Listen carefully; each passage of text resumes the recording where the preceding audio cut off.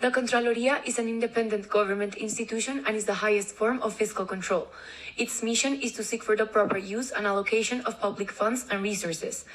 It is a big institution conformed by 4,057 public servers, of which 123 are free removal and appointed charges, while the others are administrative career positions. The Contraloría is the general controller of the nation, but there are also departmental and municipal controllers in charge of matters within their territorial scope. In compliance with Article 119 of the National Constitution, the Office of the General Controller exercises on behalf of the community the oversight of the fiscal management and of individuals or entities that handle funds or assets of the nation. In accordance with its functions, it evaluates the results obtained by the different organizations and entities of the state when determining if they acquire, manage, and or use public resources within the legal framework. It examines the reasonableness of the financial statements of the subjects of fiscal control and determines to what extent they achieve their objective and fulfill their plans, programs, and projects.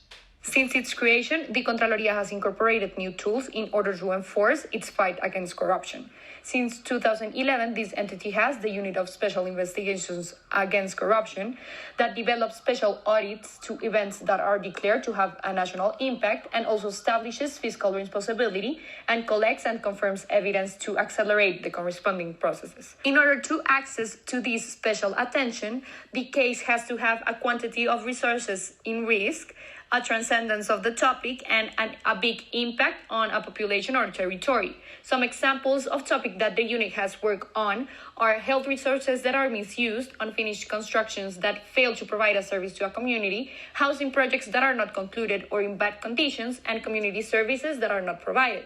This department has worked on the recent irregularities in the food rations delivered by the VF to early childhood kids, because the patrimonial detriment is of 2,000 million Colombian pesos, and its role is to determine if the evidence is enough in order to open a fiscal process. Finally, there were irregularities in the licitation and management of the contract to the provision of internet to 40,000 schools, and this was also an event of national impact. Through Resolution 024 of 2019, the special control action is regulated according to the constitutional powers of the General Controller's Office. This mechanism allows it to react to events that possibly affect public assets based on citizen complaints or disclosures made by the press.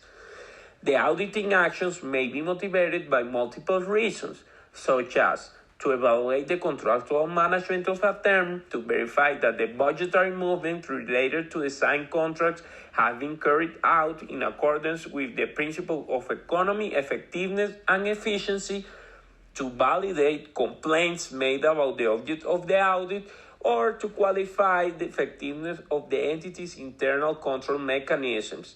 Some examples of special inspection actions are the inspection action on the Sociedad de Acueducto, Alcantarillado y Aseo de Barranquilla, known as AAA, the special action carried out to the school feeding program PAE in government of La Guajira, and the special action for projects from the Educational Infrastructure Financing Fund in the Department of Antioquia.